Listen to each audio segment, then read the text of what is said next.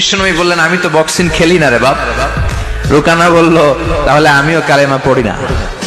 বিশ্বনবী রাজি হলেন। অবশেষে ভাবলেন, আমি বক্সিং খেললে একজন যদি জাহান্নাম থেকে জান্নাতি হয়, বক্সিং খেললে সমস্যা কই? বক্সিং খেলার পালা।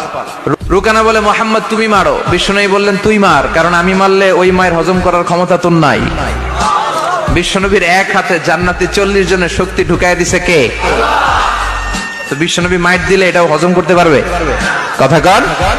এই হাতটা দিয়ে বিশ্বনবী রুকানার ডান কাঁধে এভাবে টাচ করলেন। মারে নাই, খালি বলছে, রুকানা এত লাফাস কেন?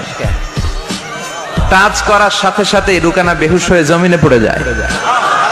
সবাই তো অবাক। ঘটনা কি? ঘটনা সবাই বলে, রুকানা তুই তো অনেক বড় পালোয়ান, আব্দুল্লাহর বেটা মোহাম্মদ ঘুষিও দিল না, লাথিও মারলো না, বেহুশ হইলি কেন? রুকানা বলে, আর তোরা তো দেখোস নাই, তোরা দেখেছিস মোহাম্মদ হাত দিয়ে ধরেছে, আমার মনে হয়েছে বিশাল পাহাড় এসে কাঁধে চেপেছে।